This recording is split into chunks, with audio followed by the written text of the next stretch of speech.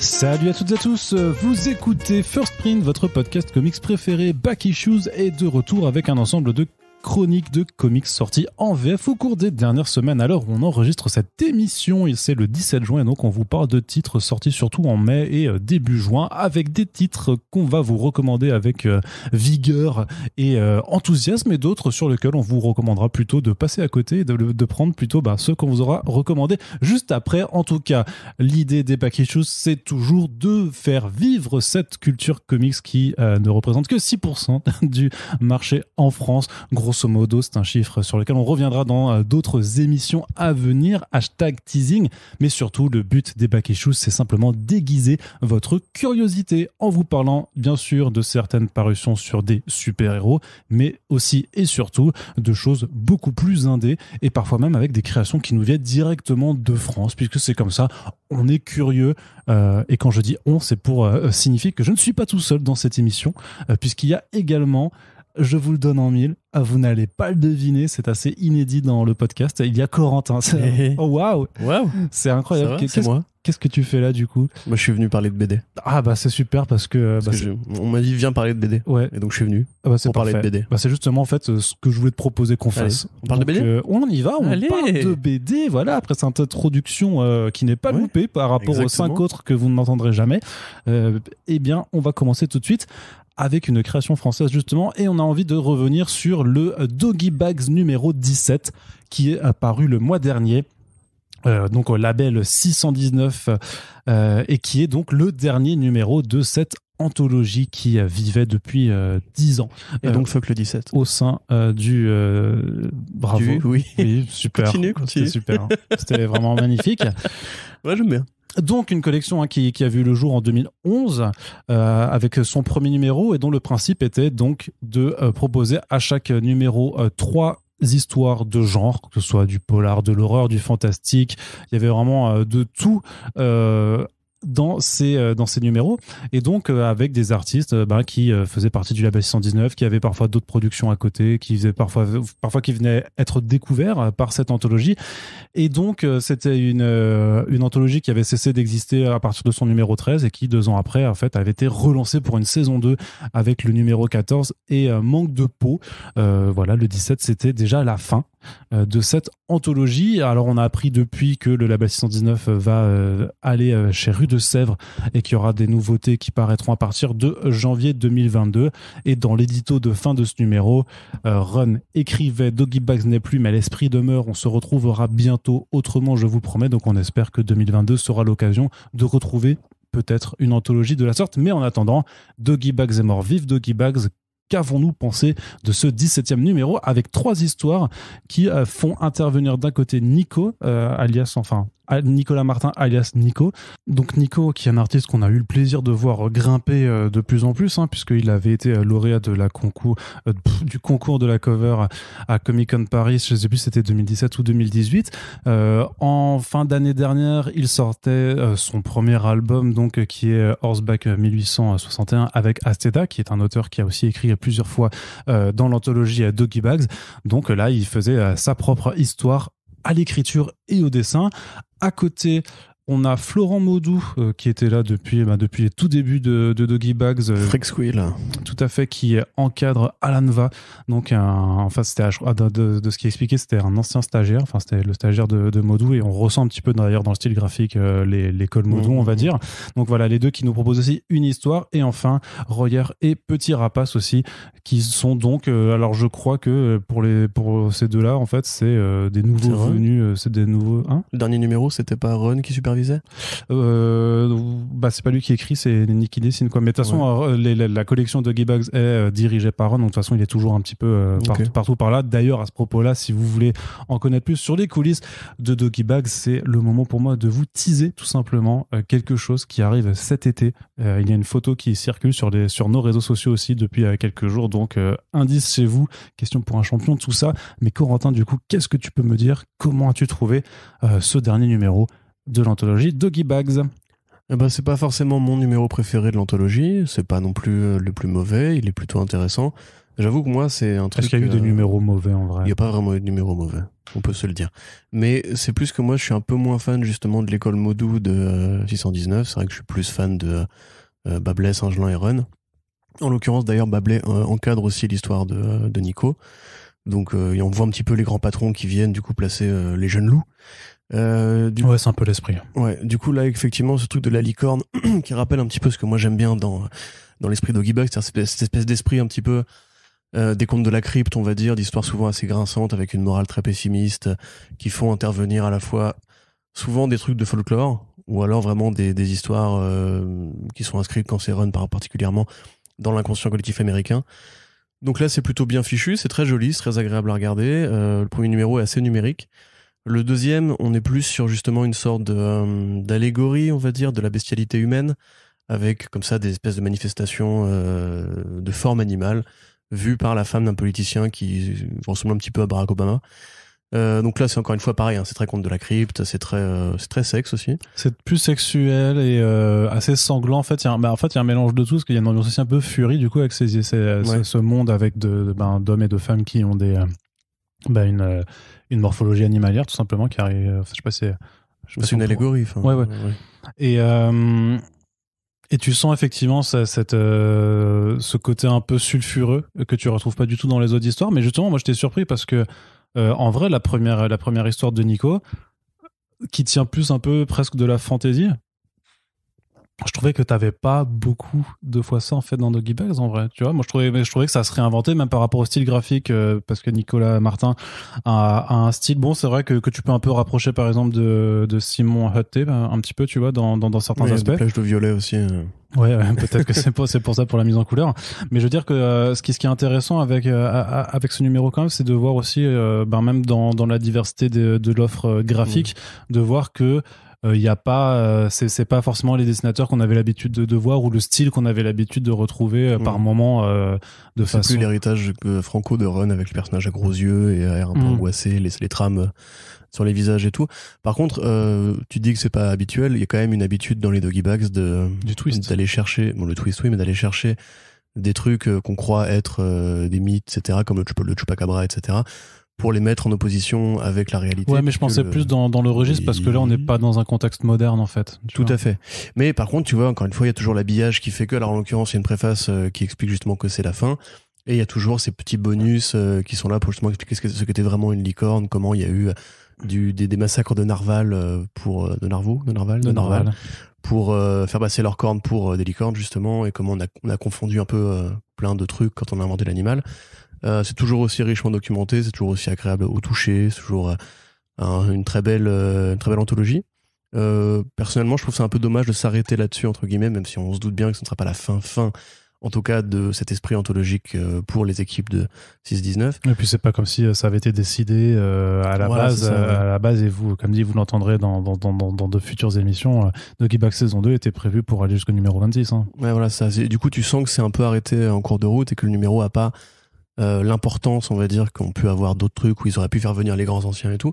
Après, c'est encore une fois, alors, c'est amusant de voir. Le truc, c'est que si tu les ramènes, ils pètent la terre, quoi. Voilà, tu peux pas l'arrêter parce que tu deviens fou. Oui. Du coup, c'est dingue. C'est vrai que tu peux pas ramener les grands anciens. Tu peux pas faire ça. Fais pas ça sur Terre. Tu dis la fin du monde ou quoi? Ça, c'est n'importe quoi. Avec le général Tulux. Mais donc là, effectivement, c'est aussi assez rigolo de voir justement 3 jeunes artistes qui justement sont tous chapeautés par un des grands patrons. Donc ça participe aussi au côté crépusculaire de se dire voilà, on était là à l'époque, maintenant c'est à on forme la nouvelle génération. Voilà. Ouais. Donc ça reste bien. De toute façon, moi je conseille à tout le monde d'acheter tous les Doggy Bags où qu'ils soient, ou d'encourager la suite, ou d'appeler de vos voeux la suite chez Rue de Sèvres. Alors si vous êtes jeune, que vous avez seulement 18 ans et que vous avez un pass culture, bah, sachez qu'avec 300 €, vous pouvez vous offrir tous les Doggy Bags. Mais oui, ça marche pas que pour les mangas, c'est fou. C'est incroyable. Je parle de le dire, sinon je passe pour un connard élitiste apparemment. Non, mais en fait, le truc, en fait, faut pas le tourner comme ça. Faut le dire, ça marche. Le truc, c'est que avec 300 €, vous pouvez vous acheter tous les Doggy Bags et il vous reste encore de la thune pour acheter des mangas. Comme ça, vous pouvez faire les deux. Exactement. Et c'est ça ce qu'il faut. Enfin, il faut juste tout, plutôt que de prendre 50 tomes de One Piece qui ne te feront pas avoir l'histoire complète de toute façon. Et ben, tu peux un peu piocher à droite, à gauche. Il y a des numéros qui tirent plus sur l'imaginaire asiatique en plus. Ben, il y en a un. C'est le numéro 12 spécial Japon surtout, quoi, qui est vraiment. Le numéro qui était fait par Katsumi aussi. Ouais, Heartbreaker, ouais. Ouais, bah voilà, c'est un imaginaire assez. Bon, c'est mélange Robert Rodriguez et manga, mais c'est un peu manga, quoi. Un petit peu, oui. Il y a des katanas. Il y a des katanas, c'est très vidi, c'est très réducteur, Quentin. Enfin bref, du coup, Doggy Bags, tome 17, hein, c'est quelque chose qu'on vous recommande comme tous les numéros de cette anthologie.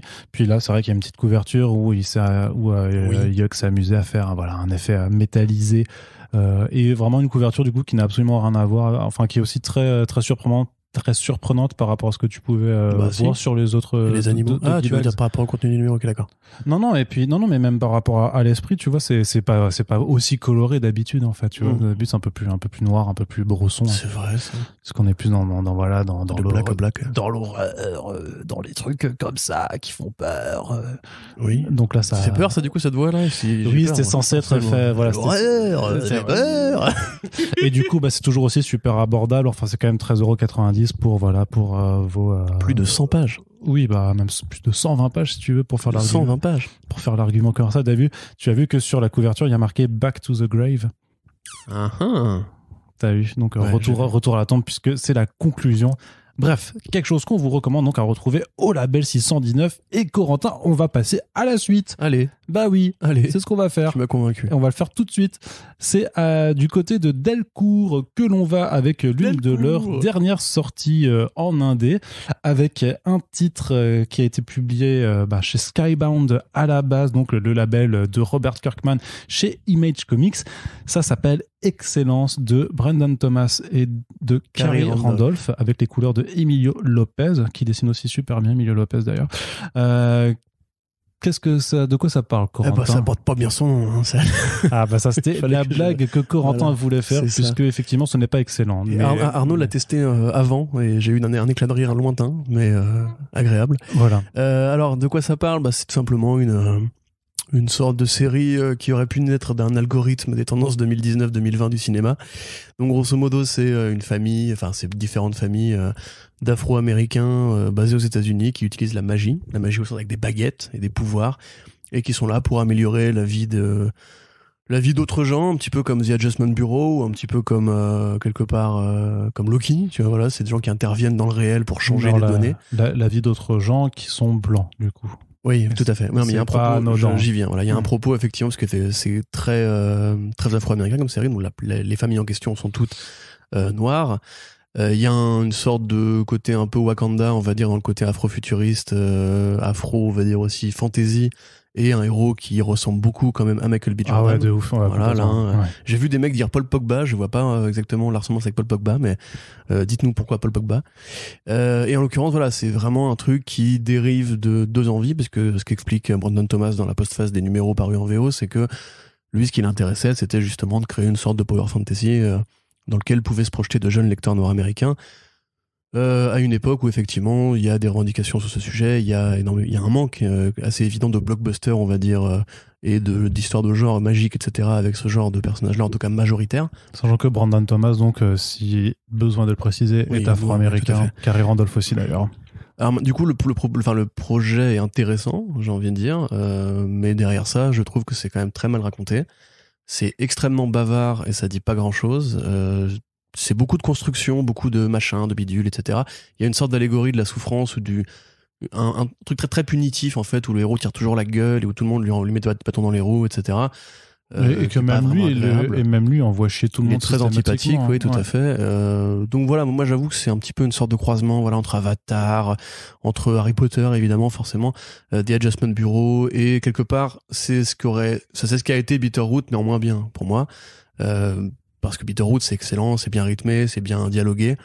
Là on sauve quand même le dessin qui est effectivement assez agréable, qui est très dynamique, qui est assez coloré. Je suis pas hyper fan des couleurs, mais c'est une proposition artistique qui se défend. Très honnêtement, j'ai vraiment l'impression d'avoir lu une série qui sortait d'un algorithme qui aurait pu être produit entre Doctor Strange et Black Panther, grosso modo. Je trouve ça très cool qu'il y ait justement plus de séries de genre dans ce style-là avec des héros afro-américains. C'est déjà ce qui arrive avec aide-moi, les romans graphiques de Centrafrique qui vont être édités aux États-Unis. Les Unique Heroes, ouais. Enfin l'univers Unique. Ouais, c'est Dark Horse. Donc en fait de s'approprier justement des codes de fiction qui étaient entre guillemets pas réservés aux blancs mais majoritairement défendus par des héros ou des personnages caucasiens pour les intégrer avec un message politique, revendicatif, social. Là, je trouve que c'est pas vraiment si social que ça. Enfin, ça me paraît pas si dingue. C'est plus un blockbuster vraiment familial, classique, quoi, grosso modo. Et honnêtement, je me demande si, comme souvent avec Skybound, il a pas été fait avec une intention derrière la tête, qui serait de produire un film ou une série télé dérivée de ce truc-là, parce que c'est quelque part un truc qui va être amené à intéresser de plus en plus de gens à Hollywood, d'avoir des héros justement issus de la diversité. Mais en tant que BD, bah moi j'avoue que je me suis vraiment emmerdé. J'ai pas fini le premier tome parce que j'ai pas non plus envie de souffrir.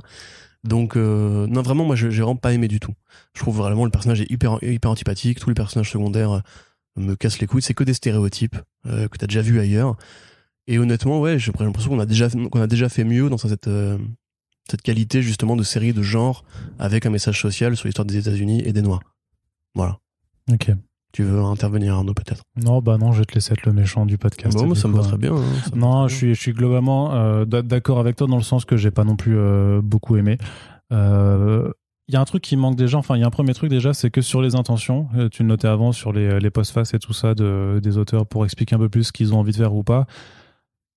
Ça manque en fait dans l'édition VF, c'est vraiment quelque chose, et c'est quelque chose qui me manque de façon plus générale, je trouve, un petit peu dans les comics. Certes, c'est bien d'avoir des couvertures des galeries, des couvertures variantes.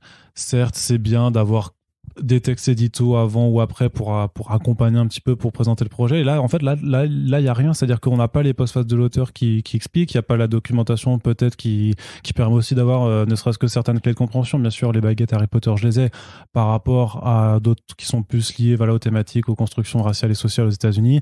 Je ne les ai pas forcément, et je pense pas que le lecteur français moyen les a forcément. C'était notamment ce qui avait été fait sur Bitterroot, et je trouve que ça apporte un vrai plus. Ça veut dire que ça rend pas le comics bon ou meilleur forcément, mais ça t'aide à mieux intégrer ce que l'auteur a voulu faire. Là, je ne sais pas ce qu'il a vraiment voulu faire. Tu m'as dit que voilà, c'est soit de Power Fantasy et tout ça, c'était présent dans les singles VO, effectivement, que t'as allé checker.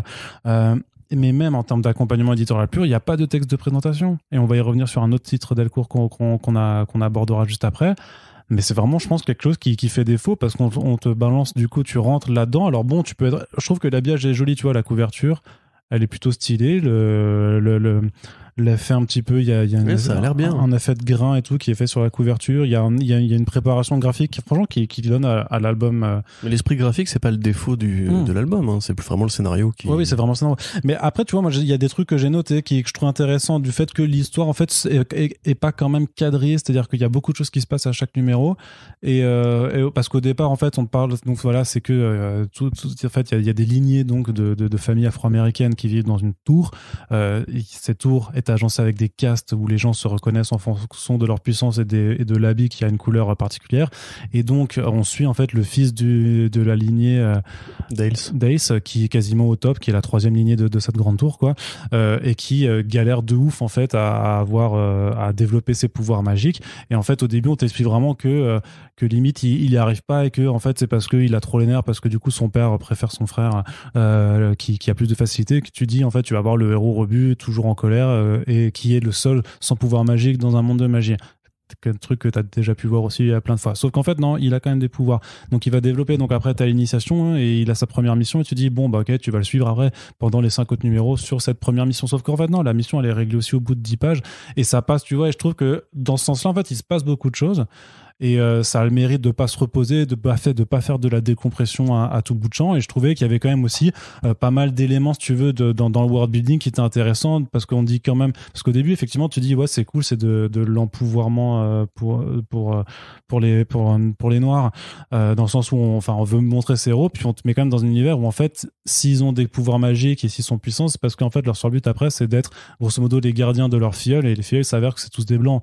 Donc en fait en termes de rapport par rapport à ce qui est ségrégation raciale ou esclavagisme, il y a quand même une imagerie qui est assez bizarre, surtout qu'on dit que du coup les relations entre les tuteurs et les filleuls sont interdites. C'est ce que ça veut dire concrètement, c'est-à-dire qu'ils veulent pas de relation entre donc un Renoir et une blanche, donc ou inversement, ou une Renoir et un blanc. Donc il y a quand même pas mal de choses qui en découlent, tu vois, et tu dis ok, il y a des choses, il y a vraiment des choses qui sont intéressantes sur cette thématique, mais effectivement elles sont mieux abordées ailleurs en fait. Elles sont mieux abordées regardé ailleurs. Je trouve que c'est effectivement très très très Un bavard. vrai problème de rythme, hein. En général. Tu vois, tu disais, il se passe Mais beaucoup de choses dans le numéro, mais même c'est c'est fouillis, il y a des allers-retours des fois entre deux Il y a situations. beaucoup. Et parfois, le truc, c'est que même, tu sais, par rapport à parfois, il y a des sauts dans le temps, des ellipses, et en fait, il les indique juste par un petit rond en bas à droite de la case en disant, en fait, c'est bon, maintenant, il a 3 ans de plus. Et il faut, si tu le, enfin, franchement, si tu lis un peu de façon, si t'es pas attentif, tu captes pas. Et c'est vrai qu'il y a ces problèmes de construction. En fait, il y a, les textes de pensée du personnage principal n'apporte pas grand chose en fait, parce qu'à partir du moment où tu as compris qu'il avait une relation conflictuelle avec son père et avec son frère, grosso modo, il était en colère tout le temps. Voilà, c'est vrai qu'il est en colère tout le temps. T'as quand même pigé ce qu'il voulait dire, et donc c'est dommage parce qu'il y a un univers quand même qui je trouvais plutôt intéressant. Même, tu sais, les séparations des chapitres. Du coup, là, c'est pas avec les couvertures, mais avec des sortes d'encarts un peu pour présenter, genre diagramme, tu sais, un peu ce que fait Hickman, mais en beaucoup plus simple quand même. Et le problème, c'est que Hickman a fait ça mieux aussi. C'est un petit peu masturbatoire aussi, je trouve. Les deux, tu parles des arborescences de famille. Ouais. En l'occurrence, j'ai essayé de voir s'il y avait un chemin ou une sorte Mais il y a pas d'autre. Non, il y a rien. Non. C'est juste, c'est graphique, c'est joli, mais c'est voilà. pas, justement, Hickman, ça a un sens quand il fait ça, tu vois. Donc ouais, non, donc c'est pour moi, c'est un peu manqué. Alors pourtant, la série, elle continue, hein, je suis allé vérifier. Donc il y aura bien un tome 12 numéros aux États-Unis, je crois, encore. Ouais, et puis ça continue parce que le 12e numéro, enfin c'est un arc c'est par tome de 5 numéros, donc c'est-à-dire que le deuxième comprend jusqu'au 10e, et donc là ils sont dans un nouvel arc, donc il y en aura au moins 3 a priori, et donc j'imagine que ça peut trouver son public. J'ai des doutes que ça réussisse à fonctionner en France. On n'est peut-être pas le public, nous, forcément, qui aurait la plus grande facilité à se représenter dans le personnage principal ou dans... Non, mais oui, mais ça, tu sais bien que ça quand non, même mais je dis pas ça. voir. Je le dis parce que évidemment, ça peut paraître facile pour moi ou pour toi de mettre de côté entre guillemets le propos social de Thomas pour parler vraiment de la mécanique du récit qui effectivement est déconnante. Bah justement, je le mets. Il y a des gens qui peut-être peuvent trouver, peuvent se projeter là-dedans, et probablement nous, en l'occurrence, non. Ouais. Tu vois ce que je veux dire? Oui, peut-être, mais voilà, donc plutôt déception pour moi, donc pas forcément un album que je recommande. En tout cas, parmi tous ceux qu'on va vous présenter, celui-là, on vous préférera. Je pense vraiment qu'il y a mieux qui se fait sur ce terrain-là, de toute façon, en général. Très bien, Corentin, on continue justement avec de la magie. Bah c'est vrai ça. Bah oui, mais du coup un truc un peu plus sympathique, vachement plus accessible, beaucoup plus dans la case divertissement, avec le Strange Academy de Scotty Young et Humberto Ramos, qui est sorti chez Panini Comics et qui profite pour le coup d'une offre de lancement à 10€, ce qui a priori devrait suffire à convaincre beaucoup de gens d'y aller par rapport à la politique tarifaire habituelle. Non, mais c'est vrai, hein, il y a une bonne infographie qui est sortie sur le panorama de la BD qui montre en fait le prix des bouquins par tranche. Et alors c'est pas comme si c'était une découverte, mais curieusement, plus le prix est bas, plus les gens l'achètent. Ouais, c'est ça. C'est rigolo. Ouais, non, mais disons que voilà, les comics, c'est quand même sont tous en fait dans sa tranche minimale à 14€. Quoi. Donc, bien sûr. Mais du coup, t'as aimé? C'est joli. C'est joli. C'est plutôt joli, oui. Alors le principe, c'est Harry Potter à l'école de Marvel, quoi. De dire ça, c'est pas vrai. J'en ai marre. Harry Potter n'a pas inventé le principe de l'école de magie. C'est complètement. Disons qu'en fait, il faut quand même savoir que dans l'histoire des imaginaires, et notamment concernant la magie, avant la sortie du premier bouquin Harry Potter, il y avait rien. Je dirais qu'à la limite, Excellent, c'est plus proche de Harry Potter parce qu'ils sont des baguettes. Et qu'il y a un héros, on suit le point de vue individuel d'un héros par rapport à une histoire familiale, etc. Et un peu reclus d'ailleurs au départ. En l'occurrence, Strange Academy, non, parce c'est les X-Men, voilà, mais avec des magiciens. C'est ça, c'est une école où on suit un collectif d'enfants et pas juste un héros frappé par un mage noir et qui aura une prophétie, etc. Il y a des bails de prophétie, évidemment, il y a des bails de vision, évidemment, parce que c'est la magie que tu peux difficilement t'en passer. Vas-y, vision, oui. Ouais, voilà. Vas-y. Non, mais non, mais vas-y, les gens attendent. Les gens ont compris, mais les gens ont compris. Bon, d'accord. La blague que je voulais faire. Donc effectivement, Strange, avec ses copains sorciers, décide de monter une école de sorciers en Louisiane. Une école qui, effectivement, comme Poudlard, est invisible à l'œil nu. Donc ça, effectivement, c'est la proximité. Et ils vont prendre différents élèves du panthéon magique, du paysage surnaturel de l'univers Marvel pour peupler de différents élèves. Alors, en l'occurrence, on suit plus une classe, mais on voit qu'il y en a beaucoup d'autres. Parmi lesquels, du coup, l'héroïne serait... Vas-y. Voilà, l'héroïne s'appelle Emily Bright. C'est ça, l'héroïne s'appelle Emily Bright. C'est une moldue qui... c'est horrible. Harry Potter a vraiment accaparé la magie au point qu'on peut ne pas y faire référence. Donc, dans sa classe, il y a 2 Asgardiens. Il y a un gamin qui a une sorte de blouson symbiotique. Enfin, je crois que c'est ça. Une sorte de... Un peu comme la cape de Strange, mais plus glueux. Il y a un rejeton de Dormammu. Il y a le fils de Dormammu, effectivement, Dol Dormammu, qui est trop bien. Il y a une nénette qui a un truc que je vais pas spoiler. Il y a un géant des glaces. Il y a un élémental de la famille des Man-Thing, etc., etc. On va pas non plus Donc tout ça va, dire, mais- voilà, ça va vraiment embrasser dans tous les pans du fantastique de C'est ça. de C'est de très Marvel. généreux, ça tire un peu vraiment à droite et à gauche, et même si on n'est pas familier de l'univers Marvel, on reconnaît des trucs qu'on a déjà vus ailleurs. Il y a effectivement des références qui sont assez évidentes à ce que tu peux faire de plus rigolo quand tu imagines une école de magie chez Marvel, genre Man-Thing qui est prof de botanique, c'est un peu marrant, tu vois, par exemple. Il y a une volonté de mettre en place un arc avec des vilains, ce qui servait vraiment à rien en l'occurrence. C'est vrai que les vilains sont pas très intéressants, mais ce que j'avais dit justement, et d'ailleurs Panini m'avait cité, c'est que Scotty Young c'est un maître en fait du bouquin pour enfants.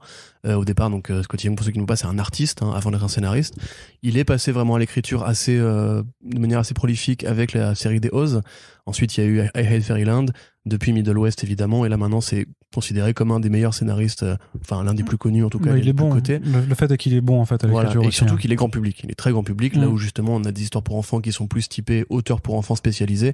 Young parle aussi au lectorat adulte de super-héros, et là c'est un très bon, c'est un peu comme Gotham Academy, tu vois, c'est un très bon grand écart entre ce que tu peux espérer quand t'es juste fan de Marvel et que tu veux une série un peu légère, un peu détente et un peu jeunesse comme les X-Men, comme tu le disais très bien, comme les New Mutants, ou comme justement ce côté un peu adolescent mais qui parle aux adultes.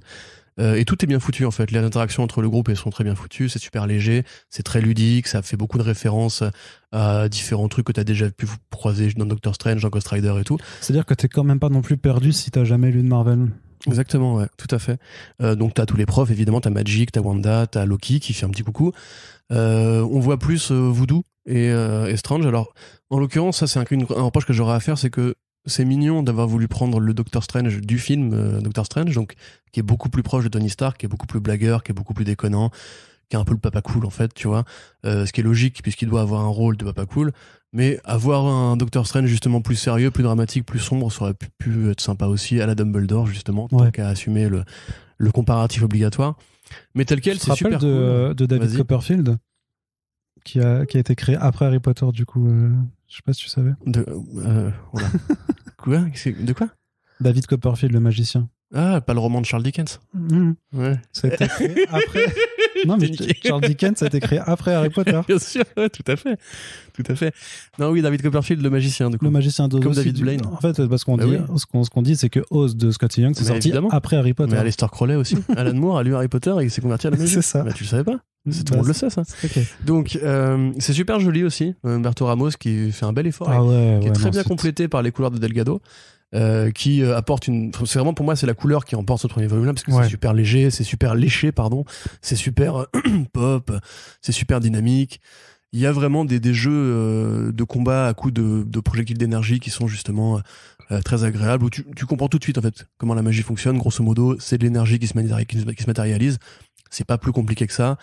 Il y a effectivement voilà cette scène avec le grand ancien qui leur apprend à ouvrir le troisième œil et qui ensuite elle voit des créatures flottantes, un petit peu insectoïdes, un petit peu microscopiques mais gigantesques. Donc c'est vraiment dans l'ensemble très joli, très agréable, très bien fichu. C'est un très bon comic jeunesse. Ce qui ne veut pas dire que ce soit un indispensable pour autant, mais à 10€, je pense que si vous avez aimé Scotty Young, si vous aimez Middle West, si vous aimez son travail chez Marvel en général, il n'y a pas de question à se poser. Au moins pour prouver qu'en plus d'ailleurs on peut faire mieux qu'Harry Potter avec des personnages de super-héros. Voilà, ça y est, c'est sorti. Il l'a sorti quand même. ça le démangeait là depuis quelques minutes. Hein. Mais franchement, moi j'aimerais limite justement, c'est un reproche aussi que j'aurais envie de faire, qu'il arrête d'essayer de placer des vilains et que juste on suive un côté slice of life, un petit peu comme les romans graphiques jeunesse que t'aimes bien, tu sais, dans aide-moi, celui avec les trois nanas là. Qui sont à la fac. Giant Days. Voilà, Giant Days, tu vois, qui soit vraiment juste ça, juste des cours. Oui. Des romances à la con et tout, des trucs vraiment on va prendre le goûter ou je sais pas quoi. Mais même Gotham Academy avait ça en fait, il n'y avait pas forcément de grands vilains qui planaient dans l'ombre. Pas d'arc scénaristique très compliqué, etc. Là en l'occurrence, je pense que c'est pour montrer patte blanche, il faudra voir comment la série évolue ensuite. Mais moi je serais prêt à bouffer 30-40 numéros au calme, tu vois. Ouais, je suis pas sûr que, non, je pense pas non plus, que ce soit la façon de faire de la maison. Clairement, surtout avec forcément l'agenda filmique qui va avoir des répercussions sur les publications Strange. On en parlait déjà récemment. Ça c'est en continuité. Hein. Dans un fond de page. Si. Tu peux pas le placer dans la continuité. Non, mais disons que s'ils font mourir Doctor Strange, ça a forcément un impact sur ce genre de choses, a priori. Je pense pas qu'ils arrivent, tu vois. Ouais, non, t'as raison. Tu vois ce que je veux dire, parce que la raison, au bout de 15 numéros, la raison d'exister de cette Strange Academy, c'est aussi parce qu'il y a eu un retour en force de la magie. Ça, c'est lié à la continuité aussi, à des événements de la continuité récente de Marvel. Donc, c'est pas non plus. Tu peux le prendre clairement à part, tu peux le lire sans te soucier de ce qui se passe à côté.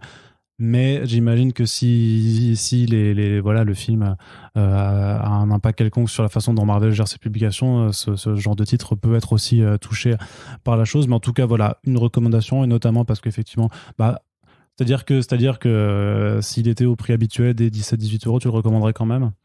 Oh oui, bien sûr, ouais. Mais moi, là, ça aurait mérité un numéro de plus, on va dire, parce que ça se termine de manière assez abrupte, ça ne conclut pas en fait le premier arc. Cliffhanger.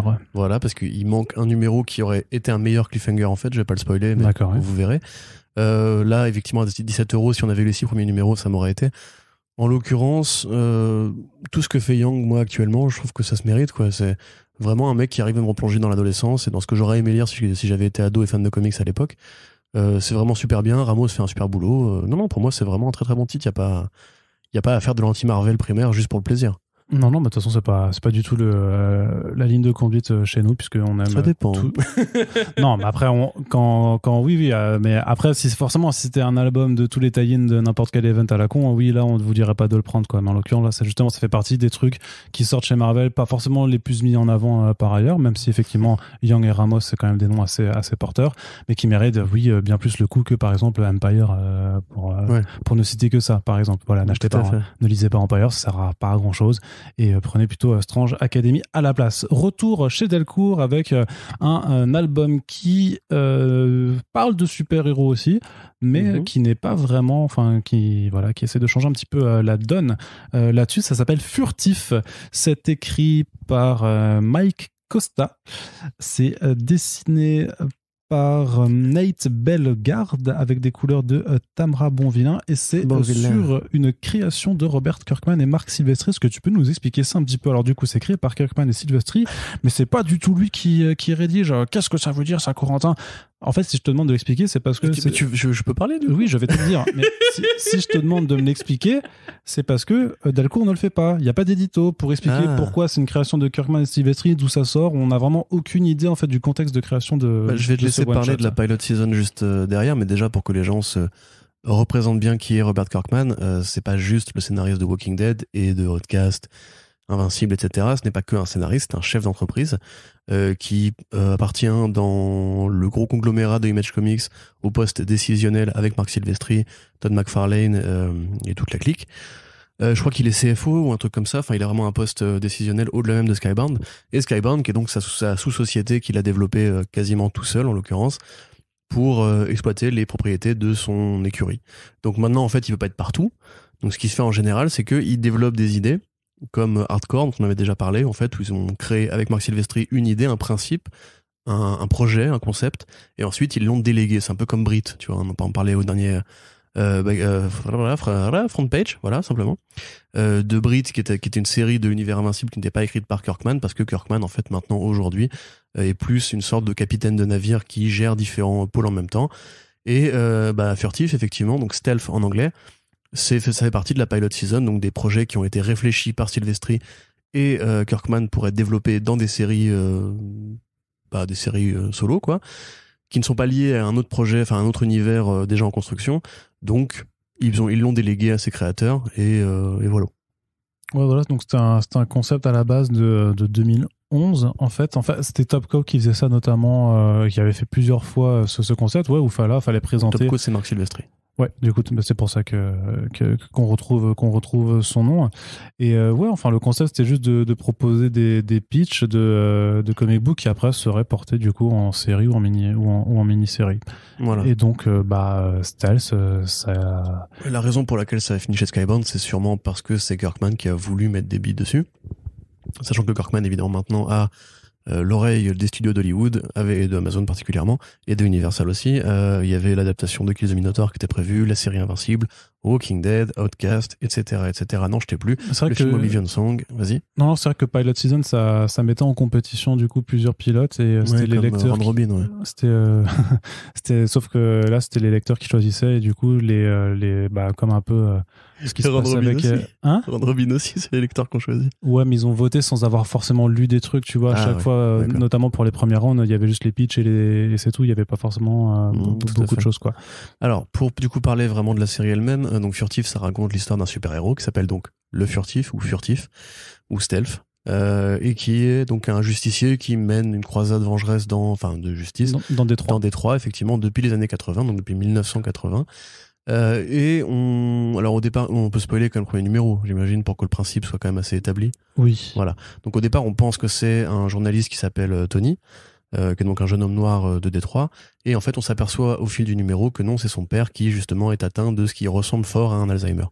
Donc évidemment, le rapport père-fils qui est inhérent à l'œuvre de Kirkman, on la comprend tout de suite. Le côté, effectivement, c'est assez inédit. On a rarement vu justement Batman perdre la raison dans cette démence-là qu'est la maladie d'Alzheimer. On s'apercevra que c'est plus compliqué que ça ensuite. Ça ressemble beaucoup à ce que faisait Mark Millar à une époque, dans la fameuse parenthèse qu'il a eue entre l'imprint de Marvel Icon et Image Comics, où justement il développait beaucoup de séries de super-héros avec un twist, avec un angle un petit peu différent, comme Superior par exemple, où c'était un enfant handicapé qui devenait Shazam. Là, c'est un peu le même délire, c'est-à-dire que c'est une histoire courte, en 6 numéros, avec un arc de super-héros et un vilain c'est très automatique, un super méchant assez efficace, mais très automatique, et un propos justement qui varie un petit peu sur le ton général des super-héros, en y rajoutant un peu de réel, etc. Donc c'est plutôt bien fait. Le contexte de Détroit fait que voilà, tu peux aussi appuyer quelque chose sur, parce que c'est une ville qui a été dévastée économiquement et socialement. Oui, bon, pour ceux qui ne voient pas non plus Détroit, justement, qui était la Mecque de l'industrie automobile américaine et qui s'est dépeuplée quand justement les grands constructeurs de General Motors, etc., sont partis en Asie pour installer leurs usines, et qui fait qu'aujourd'hui la ville a très longtemps été en ruine et a été récupérée depuis par des mouvements, on va dire, un petit peu plus c'est évoqué dans la série d'ailleurs, les farmers, tu vois, les mecs qui veulent installer des fermes autogérées en périphérie pour essayer de dynamiser un petit peu, de ramener plus d'économie un peu plus verte et compagnie. Donc voilà. Évidemment là ça sert, puisque Détroit était une grande ville dans les années 80 comme le super-héros, et tombe en désuétude dans le présent comme le super-héros. Donc moi je trouve ça plutôt bien fait, j'avoue que c'est une lecture agréable, honnêtement, je me suis plutôt amusé. J'aime bien les dessins, j'aime beaucoup les couleurs de Bon Vilain, qui donne un côté pareil très pop, très léger, un petit peu comme Invincible, tu vois. C'est une histoire qui est assez dramatique, qui est assez violente, hein. Il y a quand même il y a de la bonne violence graphique, et de la violence aussi psychique, parce que c'est vrai que c'est assez difficile de voir un homme qui a le pouvoir de Iron Man, on va dire, on pourrait dire ça comme ça, qui est atteint d'Alzheimer et qui lui-même ne sait plus exactement à quel endroit il est quand il est en mission. Et puis ouais, c'est plutôt une bonne histoire. C'est autant recommandé grosso modo que Supérieur, on va dire. C'est pas non plus indispensable de le lire. Le twist de fin est nul. Le twist de fin qui justifie à la fois la situation du héros et le contexte d'apparition. Ouais, je trouvais que la conclusion était un peu précipitée. Alors peut-être que c'est parce que ça devait faire peut-être plus que 6 numéros à la base et qu'ils ont dû quand même conclure plus rapidement, je sais pas. C'est dommage parce que je trouve que c'est vrai que c'est un peu déceptif, mais après ça empêche pas que le voyage était bon jusqu'à la conclusion. Surtout que moi je trouvais que le vilain, en plus de son cara design, en fait a un pouvoir qui est plutôt cool quand tu comprends comment il marche. Et puis il a un vrai swag, ce vilain. Enfin, encore une fois, je te dis, c'est rigolo, ça pourrait vraiment, tu vois, tu me dis 2011, ça aurait pu sortir à cette époque-là, quand tu sais, il y avait une effervescence post-Kick-Ass, tu sais, de ces projets de super-héros un peu dégingandés, un peu plus violents, un peu plus cyniques aussi. Là, tu vois, c'est un super-vilain qui assume d'être un super-vilain, qui te le dit tel quel. Moi, j'aime bien mon métier. J'aime ce que je fais dans la vie. Mais c'est un petit peu, encore une fois, comme Supérieur. Supérieur, tu sais, le twist de la révélation. Attention, je vais vous gâcher Supérieur si vous ne l'avez pas lu, donc fuyez. Mais tu sais, en fait, on apprend que le singe qui donne tes pouvoirs au petit, qui du coup lui donne les pouvoirs de Shazam, on va dire, en fait, il travaille pour Satan. C'était 2014 pour le go, juste pas 2011. Il travaille pour Satan, tu vois, il dit gloire à Satan à la fin, et c'est le truc qui dit en fait non, il nous fallait un vilain quand même pour finir l'histoire, sinon c'est chiant. Et là en l'occurrence, c'est vrai que ça donne ça sert pas à grand chose de l'avoir fait, mais comme c'est pas l'élément principal, on s'en fout de savoir d'où vient le costume. Le vrai truc intéressant, c'est plutôt comment est-ce que le fils va gérer la maladie de son père, et comment est-ce que la ville réagit quand son super-héros principal se met à faire de la merde parce qu'il est un peu sénile. C'est plutôt bien fait. Après, Arnaud, toi, je sais que t'es pas si emballé. Non, j'étais un peu moins. C'est marrant parce que j'étais un peu moins emballé que toi, juste sur la question mince. Du mince. Du dessin, en fait, je sais pas, je trouve que le trait est un petit peu particulier, quoi. Je sais pas, je suis pas ultra fan des visages, en fait, notamment. Je trouve que, je sais pas, ils ont je sais pas, un truc qui me parle un peu moins. Après, non, franchement, je trouvais que c'était une lecture sympathique, quoi. Je déteste utiliser la formulation du bon divertissement. Je trouvais que ça portait quand même une lecture. Faut reconnaître les touches d'originalité sur effectivement le rapport par rapport à la maladie d'Alzheimer, notamment avoir vraiment effectivement qu'est-ce qui se passe si effectivement je sais pas, Tony Stark ou Bruce Wayne commençait à vraiment devenir fou mais à plus savoir ce qu'il fait ou sur quelle enquête il est au moment où il l'a fait, tu vois. Je trouve que ça porte pas mal de choses. Ça mériterait presque d'être développé sur du plus long terme aussi, parce que je pense je pense qu'il y aurait eu la place de faire au moins 8 si pas 10 numéros là. Ouais, c'est ça. Tu sens que la fin est parachutée quand même. Ouais, c'est ça. Voilà, c'est un peu le vrai truc qui m'a décontenancé. C'était vraiment juste sur la conclusion, sur la chute. Et je trouvais ça dommage parce que effectivement, comme je disais, en fait, de façon complètement opposée à Excellence, là, le héros, il est, enfin, le fils du coup surtout. Enfin, tu t'attaches à lui, tu comprends. Enfin, tu sens qu'il galère vraiment, que c'est carrément une histoire qui fait souffrir tout le monde. Mais même furtif en tant que tel, je trouve qu'il a plutôt du swag, je trouve assez bien réussi. Donc le vilain a du vrai charisme. Après, il faut savoir aussi que ça va être adapté au cinéma. Je sais pas si tu t'en rappelles. C'est Lee, c'est ce que j'allais dire. C'est Lee Daniels qui doit faire le truc, et l'annonce était tombée fin décembre 2019. Donc on n'a plus trop entendu parler de la chose, mais en tout cas il y a une adaptation qui a priori est en cours là-dessus, et qui en fait c'est vrai que c'est quand même un album qui est calibré aussi, clairement. Un récit complet quand même vraiment très accessible, pas de prérequis à avoir, qui peut effectivement donner un film assez simple. Ça se voit que c'est fait pour ça, là, très honnêtement.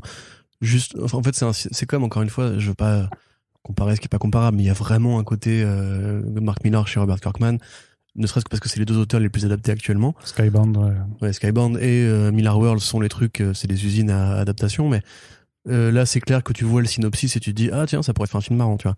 Après, par contre, j'ai feuilleté un peu l'édition VF parce que moi, je l'avais lu en VO et en numérique, parce que je lis quasiment essentiellement en numérique aujourd'hui. Effectivement, les couleurs sont peut-être un peu plus descendues en papier que sur un écran. Donc, forcément, voilà.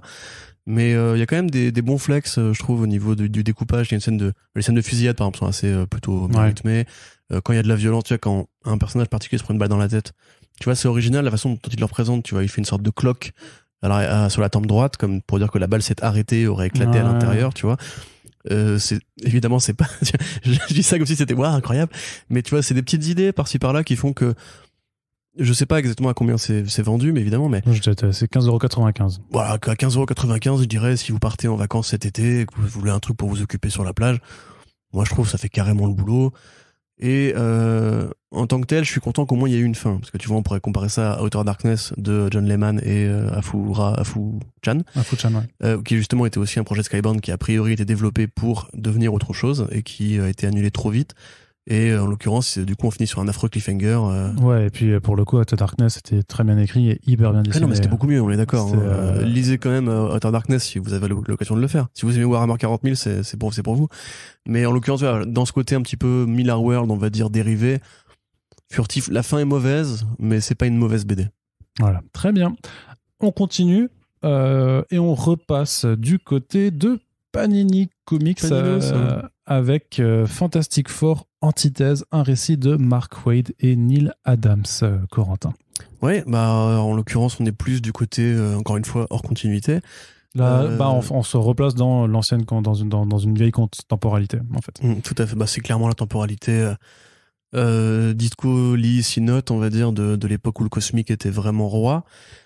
Donc c'est les Fantastic Four, parmi lesquels du coup Reed Richards qui commence à oublier des trucs et qui du coup s'inquiète sur le fait qu'il pourrait, à force de vieillir, devenir un peu moins intelligent et donc avoir moins de réponses aux grandes questions de l'univers, alors qu'il a besoin de tout savoir, qui vont se retrouver pris dans une sorte de bataille entre le négatif de Galactus, on va dire, enfin Annie et de Galactus, oui. Oui, tout à fait. Ouais, non, mais je veux pas, voilà. Mais parce que vous verrez. Oui, il faut pas spoiler non plus. Voilà, je vous verrai ce qui se passe. Mais donc, grosso modo, il y a Galactus, il y a le surfeur d'argent et il y a donc un vilain qui serait supérieur à Galactus. Les Fantastic Four vont intervenir, c'est très court, c'est donc que 4 numéros. Et c'est un hommage à l'époque où le cosmique pouvait s'autoriser un peu toutes les fantaisies, toutes les bizarreries. il y a une vraie construction justement dans la mise à l'échelle des problèmes cosmiques par rapport à un plan humain où tu sais, il suffit d'appuyer sur 3 boutons grosso modo et tu peux créer un événement cosmique, voyager de dimension en dimension. Tu peux même arrêter les météorites avec 3-4 pouvoirs. Donc c'est vraiment voilà cet esprit justement très Kirbien, très super-héros, un petit peu carton-pâte, qui sont dans un truc vraiment très très grand, très très divin, très écrasant, mais qui quelque part ça reste des problèmes de famille que tu peux résoudre très facilement. Alors moi je vais être encore une fois assez pessimiste. Je trouve ça bien que Mark Waid fasse de l'hommage comme ça, que quelque part on ait ces Fantastic Four à l'ancienne que beaucoup de gens aiment bien.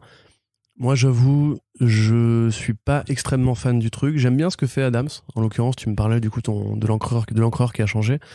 Et c'est vrai que ça amène une vraie différence par rapport à son travail chez DC sur Odyssey et sur Deadman, qui étaient 2 bouquins affreux. Mais il y a encore des trucs qui me gênent, genre les très gros plans de visage qui sont coupés de tout contexte, etc. Le The Thing, on dirait vraiment un gorille. Hein, là, pour le coup, c'est un gorille de pierre. Les mâchoires aussi qu'il fait des fois, tu sais, par exemple à Johnny qui est censé être jeune, juvénile, beau gosse et tout, il a quand même une mâchoire carrée à la Zac Efron quoi, moderne. Donc c'est vraiment pas une BD qui m'a moi particulièrement accroché. J'ai pas tu vois, si encore une fois, ce qui est bien, c'est que dans ce podcast on a beaucoup de bouquins sortis chez les mêmes éditeurs, et je dirais plutôt que de lire Excellence, lisez Furtif. Si je vais parler de Panini, je dirais plutôt que de lire Fantastic Four, antithèse, lisez évidemment Strange Academy à la place, c'est beaucoup plus intéressant. Oui, surtout que là il y aura forcément la différence tarifaire qui jouera, puisque là c'est 18€. Alors l'édition française ne se limite pas qu'à ces 4 numéros, parce que justement 4€ dans ce format là ça aurait été 4 numéros, pardon, ça aurait été un prix beaucoup trop excessif. Donc en fait, ils ont aussi réédité deux numéros donc un numéro de Denny O'Neil et Neil Adams sur les X-Men qui était sorti dans il y a longtemps, dans les années 70, et un autre numéro de Mark Waid avec Mike Wieringo au dessin, qui s'appelle Une semaine chez Fantastic Four, donc qui était sorti là plus en 2002. Ce deuxième numéro est plutôt sympathique parce que c'est vraiment le côté c'est vraiment explicite, hein. C'est une semaine chez les Fantastic Four, donc vraiment un peu tranche de vie au sein d'une famille au sein de la famille. Ce qui est plus intéressant, je pense. Ce qui est plutôt rigolo. Le numéro des X-Men, par contre, a du mal à se lire indépendamment du reste, je trouve, parce que tu sens bien qu'il y a des choses avant et qu'il y aura des choses après. Donc ça, je trouve que c'est juste peut-être intéressant pour voir un peu Neil Adams, le Neil Adams de la grande époque, puisqu'au final, c'est vrai que Neil Adams a fait pas énormément de choses chez Marvel. En fait, c'est quand même quelqu'un qu'on connaît bien plus pour son œuvre chez DC Comics. Après, justement, moi, j'étais quand même agréablement surpris par l'histoire principale, notamment sur le côté graphique. Parce que sur le Deadman, alors j'avais aussi feuilleté un peu le Batman et Ra's al Ghul qui l'a fait par la suite. Faut que j'aille vérifier si c'est bien lui qui s'ancre lui-même ou si c'est quelqu'un d'autre, mais je trouve ces dessins abominables, en fait. Je les trouve vraiment horribles. Là, c'est propre, en fait. Mark Farmer apporte vraiment la propreté sur ses crayonnés.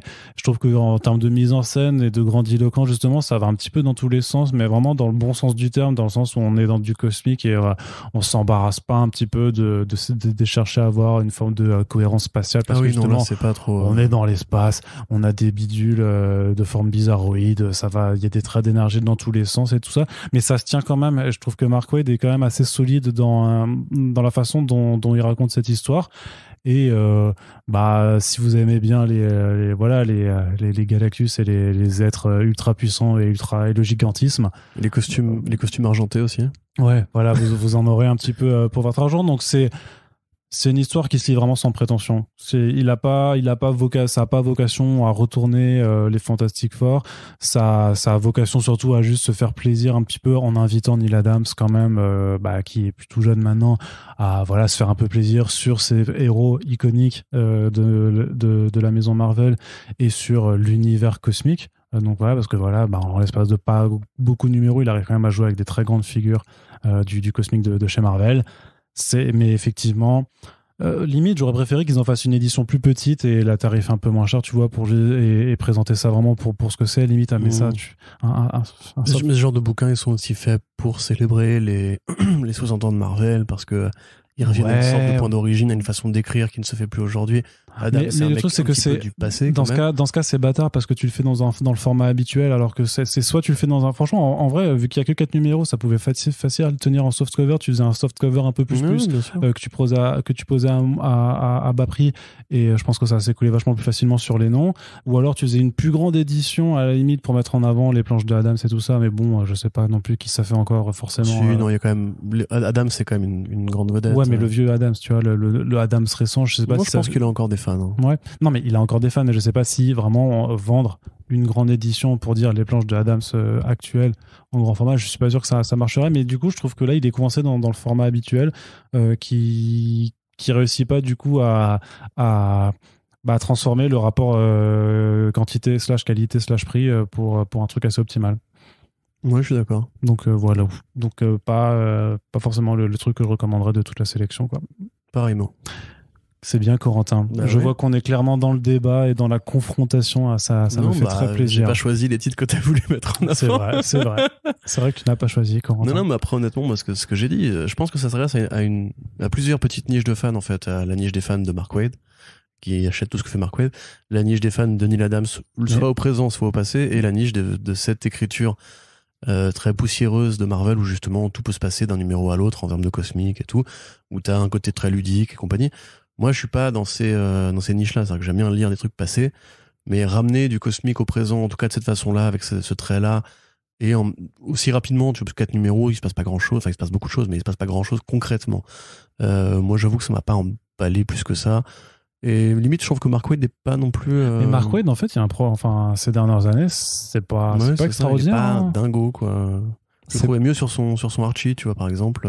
Ouais, Archie, ça m'avait grave fait kiffer le fait de lire des comics de romance, en fait, vraiment. Parce que c'était bien, quoi. Ça reprenait bien les codes et il y avait quelque chose d'assez moderne et assez fun là-dedans. Mais c'est vrai que Mark Waid, récemment, bon, on va pas reparler, faut pas retourner le couteau dans la plaie, mais son essai sur H1, avec Ignited, là, il était que à la coécriture, mais c'était vraiment pas ouf au final.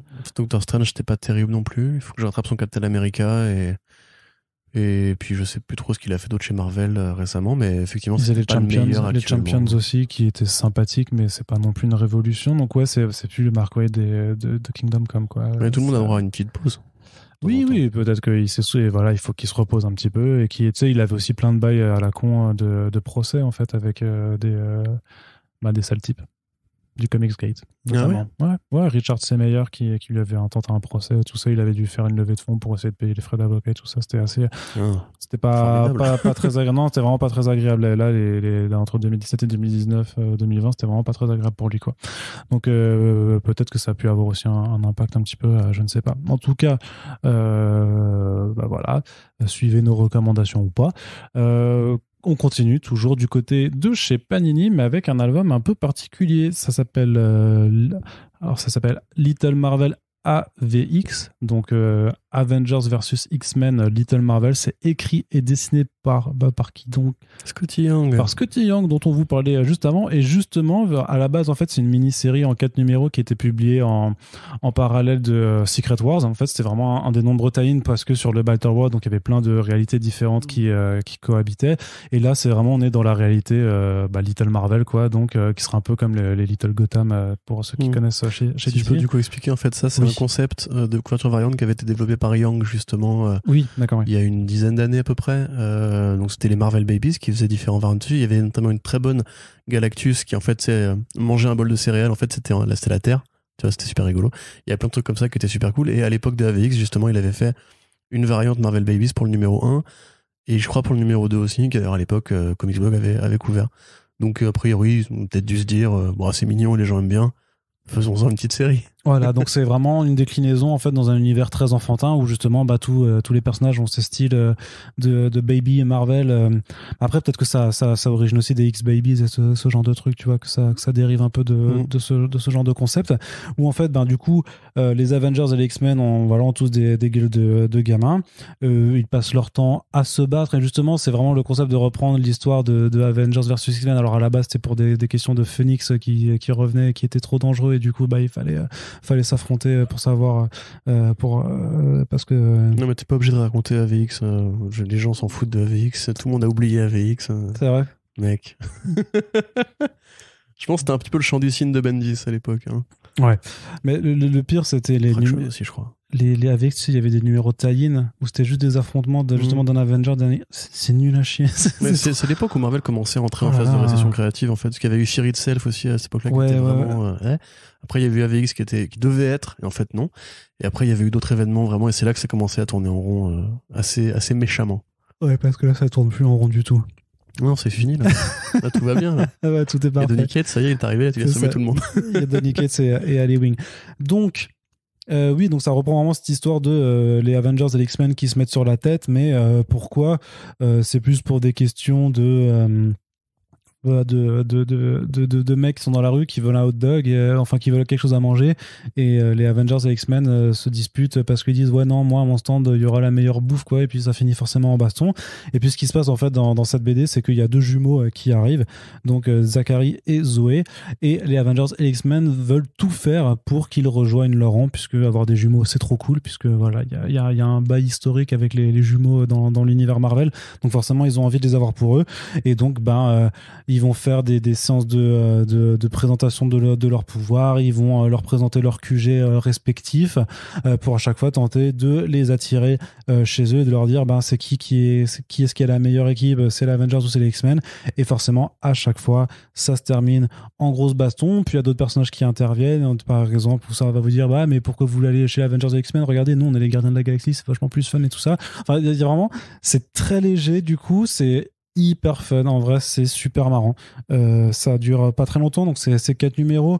mais vraiment tu te marres vraiment parce que c'est con, c'est vraiment très con et donc je pense que l'humour absurde c'est quelque chose que Scotty Young maîtrise aussi assez bien et après ça se voit encore plus dans I Hate Fairyland mais là c'est vraiment une version plus c'est quand même vachement plus friendly plus pour jeunes lecteurs mais en tant qu'adulte t'apprécies complètement la chose.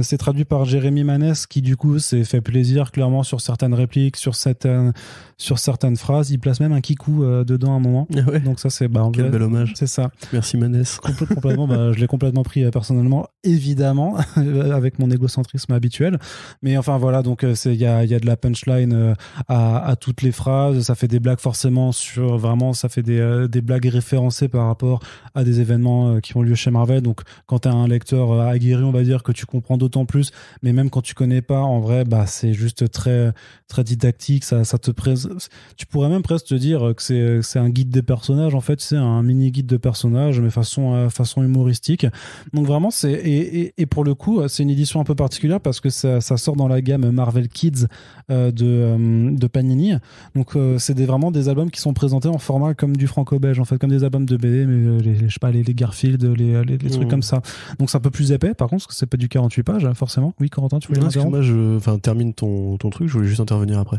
Voilà et donc en fait dans cette gamme ils ont décidé notamment de publier les titres jeunesse de Marvel en VO qui sont les Marvel Action qui sont publiés donc chez IDW donc il y a plusieurs tomes maintenant de Marvel Action Spider-Man, Marvel Action Avengers et ça autant c'est plutôt fun à lire mais c'est quand même le truc c'est que en fait si c'est une version pour gamins je veux dire il y a beaucoup des comics Marvel habituels qui sont pas forcément destinés à un public forcément très vieux puisque ça reste aussi très très tout public donc c'est un peu difficile de voir quel est l'apport de ça. Tu sais, c'était les comics où il y avait marqué sur les premiers tomes ma première BD Marvel. Donc c'est quand même clairement destiné à un public assez jeune aussi dans le trait, dans la non-complexité des intrigues.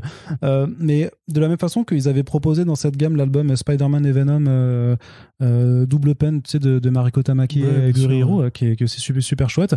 Là, c'est le deuxième album du coup que je vous recommande vraiment dans cette collection parce que en fait, mine de rien, le grand format cartonné façon franco-belge, ça fait des grandes planches pour Scotty Young qui respire bien, enfin qui sont vachement agréables par rapport à son trait. Enfin après, ça dépend de qui aime ou pas son dessin. Moi, je trouve que c'est quand même. Je connais pas grand monde qui aime pas le dessin de Scotty Young. Ouais. Donc ouais, c'est super agréable. Et puis le truc, c'est que alors après, ça doit exister peut-être, mais j'imagine que c'est dépendant de leur tirage aussi, mais du coup, c'est 10,95 € quoi. Et c'est hyper, pour le coup, en plus, vu que ça, c'est un très bon album, le rapport qualité-prix, il est imbattable. Sauf qu'Imbattable, du coup, c'est chez Dupuis et c'est aussi très très bon. Et ça coûte aussi. Et Invincible, c'est chez Delcourt. Invincible, c'est très, très bon. Delcourt. Mais du coup, Imbattable, je crois que c'est la même gamme de prix. C'est aussi 10 € et quelques, vu que c'est un album de franco-belge pur et dur. Enfin, voilà. Donc, limite, petit coup de cœur pour moi sur celui-là, tu vois. C'était paru dans un soft cover à l'époque de Secret Wars, quand Panini l'avait publié une première fois. C'était dans le Deadpool Secret Wars de mémoire. Donc moi je l'avais pas du tout lu à l'époque et belle découverte en ce qui me concerne et vraiment avec ce tarif et je trouve que le format il est bien en fait. Moi j'aimerais plus d'albums comme ça en fait parfois. Bah ouais, je suis d'accord. Voilà, Corentin. Non, mais donc je cherchais donc sur le très bon site comicsblog.fr, je sais pas si tu connais. J'ai tapé Babies dans la barre de recherche et en fait déjà en 2012 ils annonçaient la série A Babies versus X Baby avec Scotty Young, donc c'était longtemps avant Secret Wars, donc je suis en train de me demander même s'il n'y a pas déjà eu une première série avant celle-ci. Ah, c'est possible, je t'avoue, j'ai pas vérifié mon historique. Il y a même une review d'ailleurs sur le site en 2012, donc il devait déjà y avoir un univers comme ça, et donc je te confirme que bien que c'était à l'époque de AVX que Young avait proposé le concept des variantes Babies qui après ont continué jusqu'à récemment. Donc c'est un petit univers à soi seul. Si vous aimez les Raz Moquette et les super-héros Marvel, il faut y aller. Ouais, clairement. Donc voilà. Ça vraiment...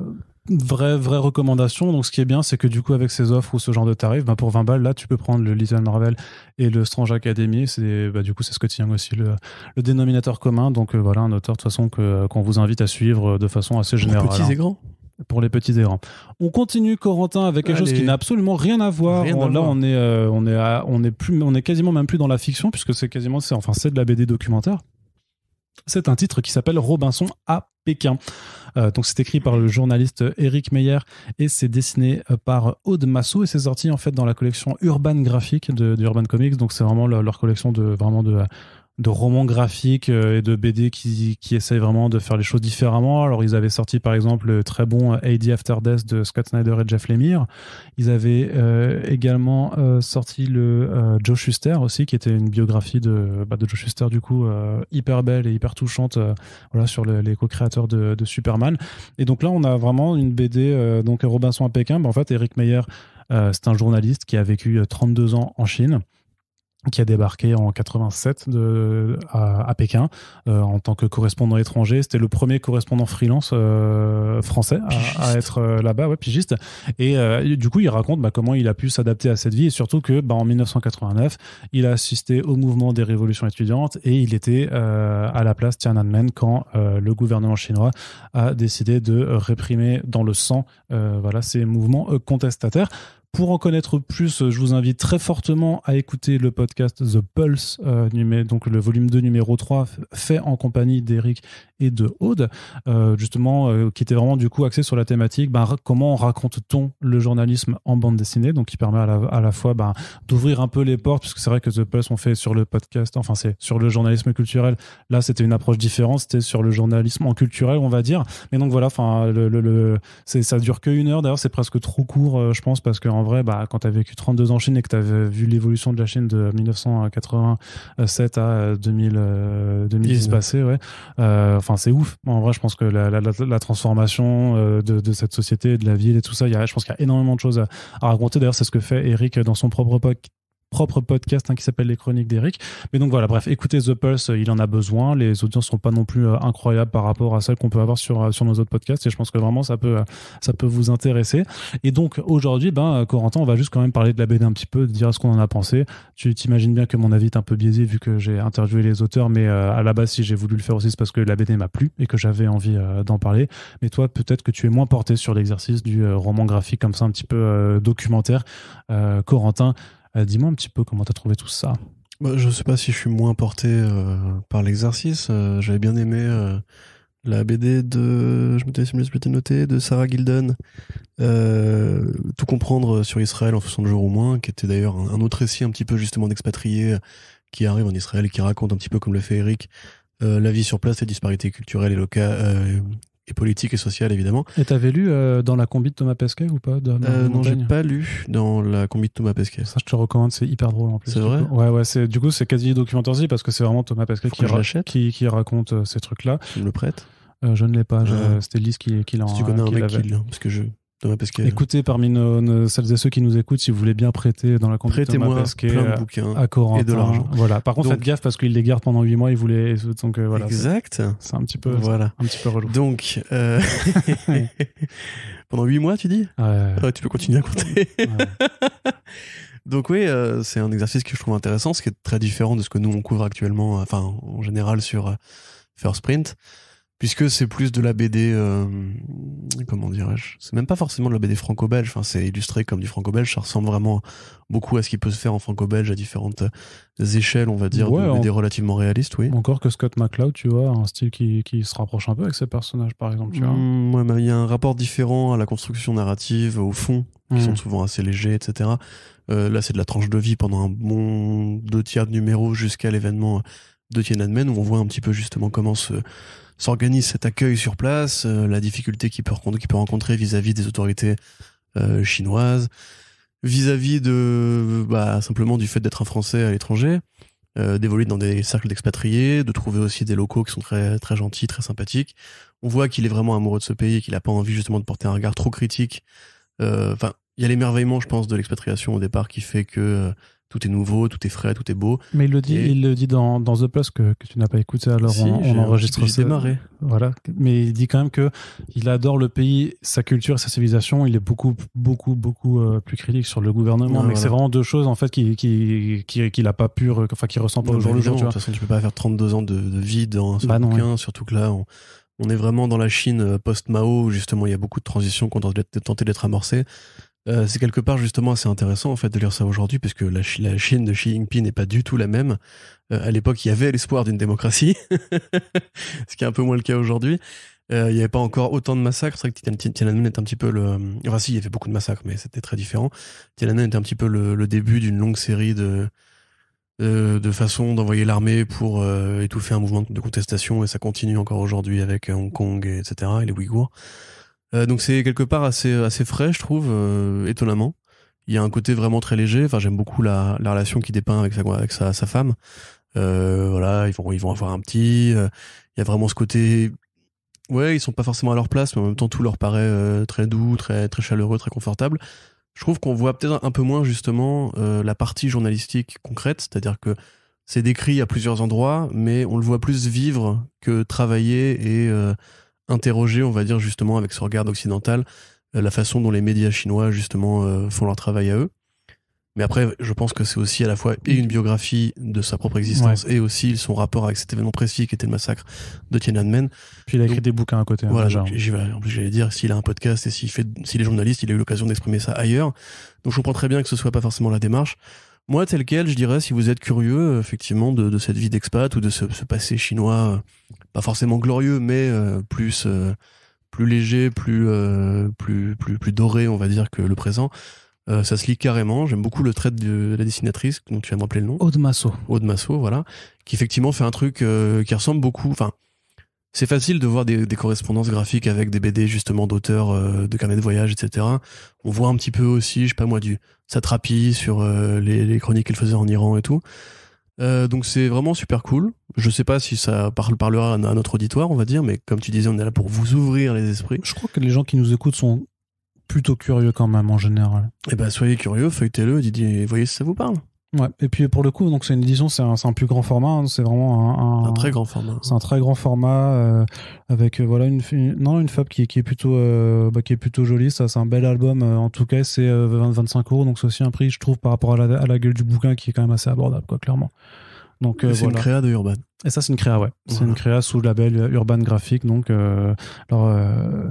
j'imagine que ça peut toujours, enfin qu'à la base ils l'ont fait clairement pour un public qui ne lit pas le Urban Comics habituel, quoi, parce que c'est vrai que ça sort largement du cadre et tout ça, mais voilà, il y a un propos en tout cas intéressant et une œuvre en tant que telle, une bande dessinée aussi qu'il est. Donc on s'est dit de toute façon. On a fait un podcast déjà avec les auteurs, on allait aussi vous parler de la BD, puis n'hésitez pas si jamais ça vous intéresse ou pas de nous le dire en retour sur les réseaux sociaux ou sur les commentaires du WordPress quand celui-ci vous sera accessible, puisque c'est de plus en plus proche. Là je suis en train de mettre entre 10 et 15 articles par jour dessus, donc ça prend juste du temps parce qu'il y en a 172 à mettre, donc voilà, vous faites la division et puis vous savez que ça devrait arriver là avant la fin du mois de juin. Vous inquiétez pas qu'on va vous spammer quand ce sera en ligne. Et on va terminer ce podcast, Corentin, c'est incroyable, avec le méga coup de cœur de la sélection, je crois. Enfin, peut-être, je ne sais pas. Corentin, ça s'appelle Death or Glory de Rick Remender et de Bengal. Bengal, d'ailleurs, qui est un dessinateur français, si vous ne le saviez pas. Et juste pour ça, comme on est des gros chauvins, eh ben, on est content. Mais blague à part, c'est une série qu'on avait déjà abordée en podcast, en plus, notamment quand le premier tome était sorti. Je ne sais plus si on était encore sur Comics Blog, on se l'avait fait. C'était à l'époque des Back Issues du confinement, je crois. Enfin, non, pas les Back Issues, pas du tout. Non, c'était, on l'avait évoqué, on avait fait des petits podcasts et des podcasts courts où on parlait des lectures du confinement, justement. Dans ça, c'était les Back Issues du reconfinement. Non, pas du reconfinement. Non, c'était pendant le premier confinement. Tu sais, quand on faisait tout à distance, on avait fait des très courtes émissions. Ah oui, c'est vrai. Mais c'était encore sur Comics Blog, alors, du coup. Ouais, voilà. c'est ça. Donc, c'était un et podcast donc, on avait fait ça, et et on avait fait le podcast sur Rick Remender au global avec République. Voilà. Où on parlait un petit peu de Death or Glory. De Death or Glory, donc, qui s'intéresse à Glory, dont le papa Red est souffrant, très malade. Et en fait, eux, ils appartiennent à une communauté de gens qui sont un peu en dehors du système. Hein. C'est un Off peu, the grid. c'est un peu comme c'est un peu les gens de Nomadland, presque, si on veut faire un parallèle. Ces gens qui sont sur la route En permanence. Voilà, en permanence. Merci de. Quand j'ai un peu. T'as senti le bug de il faut du vocabulaire là en plus. Ouais, c'est ça, permanence. Waouh. Le bug de dictionnaire. Je t'emmerde. Le bug de dictionnaire.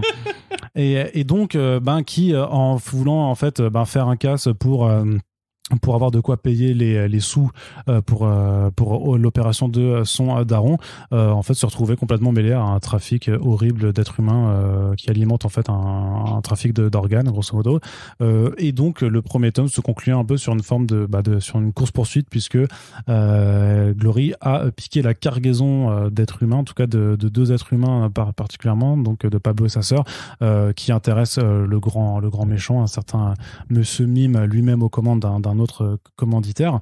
Et donc là on est sur le deuxième tome et conclusion de ce récit qui va à 100 à l'heure littéralement, puisque c'est quand même pour une grande partie beaucoup de courses-poursuites à véhicule dans une ambiance hyper Mad Maxienne, mais genre c'est Fury Road, c'est vraiment Fury Road. C'est un point où ça se finit avec un camion citerne où les mecs montent sur le camion et il faut les virer du truc et tout, donc c'est totalement Mad Maxien. C'est complètement mais c'est génial quoi. En vrai c'est ça va très très vite, il y a des vraies gueules de méchants, des purs méchants de série B, de films à la Tarantino. Pour moi, tu vois, c'est vraiment des personnages qui arrivent tu pourrais faire limite un one shot sur chacun d'eux en fait, parce qu'ils ont quelque chose clairement dans leur design, dans leur gestuelle, dans leur façon de parler. Ils ont vraiment quelque chose d'assez fascinant, et en fait du coup il y a même pas un seul personnage qui est à jeter.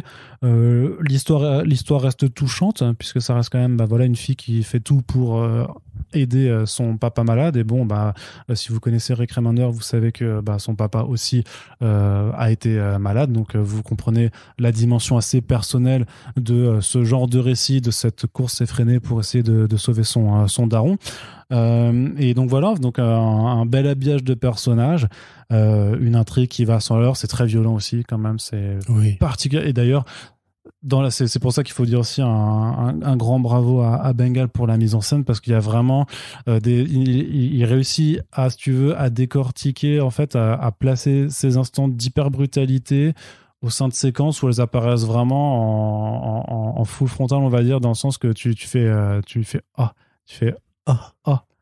mon dieu, tu fais qu'est-ce qu'il y a de ça? Ah, c'est dégueulasse, tu vois, et c'est trop fort, mais après c'est trop bien. Je veux dire, j'en lis des BD violentes, mais toutes n'arrivent pas forcément à bien te placer l'instant sur lequel tu dois t'arrêter pour qu'il y ait vraiment une forme de suspension et que tu te prennes tout dans la figure. Donc c'est vraiment hyper chouette. Je trouve qu'il y a quelques cases, enfin quelques numéros, ou peut-être que les véhicules sont moins détaillés, tu vois, que l'action un peu moins détaillée que ça pouvait l'être quand même sur les tout premiers numéros. Je trouve que vraiment il apportait un soin notamment à ces véhicules et tout ça qui était assez incroyable, mais c'est hyper lisible. Il y a un très beau travail sur les perspectives pour que vraiment on puisse ressentir vraiment. Enfin, je trouve que c'est une BD qui a le temps, tu vois, pour lequel t'es vraiment c'est vraiment Fury Road mais en BD quoi, tu vois. C'était vraiment trop cool. Donc voilà, moi à partir de ce moment-là, maintenant j'arrête d'être critique et je vous dis c'est trop bien. Lisez Death or Glory, c'est 2 tomes, c'est une très bonne histoire. l'histoire, il n'y a pas besoin d'en avoir, ça n'a pas besoin de s'étaler sur plus en vrai pour ce que ça raconte et ce que ça présente. Bon, allez, un petit tome supplémentaire. Ça aurait été bien. On n'aurait pas dit non, effectivement. Mais en vrai, voilà, donc c'est pour 30 balles, vous avez les deux albums et il vous reste encore 270 pour acheter Naruto. Donc vraiment, c'est quand vous Par avez. contre, vous avez ça, le ça n'achetait pass pas Naruto quand même. Mais si, tu peux acheter Naruto Putain, aussi quand merde, même. mais- Non, mais après, il y a plein d'autres mangas qui méritent peut-être Arrêtez-vous plus avec de. Kakashi juste avant Gaiden, et Shippuden, pardon, et ensuite. De toute façon, les gens qui nous écoutent, a priori, n'ont pas 18 ans, donc ils sont pas trop au pass culture. Donc même ce genre Mais de je pense blague que tout le monde a déjà lu ne Naruto, marche de toute pas, quoi. façon. Non, moi, j'ai jamais lu Naruto, tu vois. J'ai jamais lu Naruto. Non, je me suis Pourquoi pas- tu conseilles Naruto aux gens? Pas parce que tout le monde parce que c'est le manga le plus vendu en France, donc j'imagine que c'est parce que c'est bien, quand même. Ça veut rien dire, ça. frère. Bah, quand même. Bah non. Bah, un truc C'est vraiment. Qu'est-ce qu'on a fait au bon Dieu? C'était la comédie numéro 1 de l'année. Ouais, mais le cinéma, c'est pas pareil. Le cinéma, c'est pas pareil. Non, mais c'est très bien Naruto, attention. J'ai comparé Naruto. Qu'est-ce qu'on a Écoute, fait au bon ouais, Dieu? et Je vais tu me sais, faire on a tuer. déjà les gens, les fans de NFT sur le dos depuis 2 Mais mois. non, mais j'aime bien. Attends, mais j'ai lu Naruto. J'ai pas pendant envie des d'avoir le années, fan mec. club de Naruto sur le dos à cause Pendant de des tes. années, j'étais sur les forums de Scantrad de Naruto à une époque. Mais c'est pas bien ça, Corentin. J'ai fait de la Scantrad de Naruto, moi d'ailleurs. Quoi? Ouais. Eh ben. Éditeur, embauchez-moi. Ah bah non, là, tu viens de te griller. Oui, je sais. Non, mais voilà, après, moi je trouve que c'est un petit peu trop court, justement. Ça aurait mérité. D'ailleurs, c'est 11 numéros, ce qui est un standard très, très inhabituel. Donc, ça, à mon avis, ça veut dire que Rick Remender aurait pu aller plus loin. Et il y a une zone de blanc qui est justement laissée à la fin avec le grand vilain qui n'est pas directement concerné par ce qui se passe jusqu'au dernier chapitre. Enfin, c'est évoqué, mais c'est pas réglé. Donc, moi je trouve ça un peu dommage. Ça me fait penser un petit peu à Tokyo Ghost, où pareil, il y avait beaucoup de potentiel et justement ça s'arrête trop vite ou trop brutalement pour Murder Falcon. Murder Falcon. Moi, la fin me va. Hein. Ouais. Ouais. Extremity alors? Extremity, ça Extremity, on aurait pu avoir une plus longue saga, tu vois, je trouve. Saga? Non? Oui, Tu veux oui, pas bah Saga, c'est 49 numéros, donc Voilà. on attend toujours que ça reprenne, par contre, ça, c'est sûr. Hein. Enfin, après, voilà, j'adore le trait de Mangal, moi aussi. J'aime beaucoup le soin qu'il met justement dans ces véhicules très, j'allais dire, anamorphiquement corrects.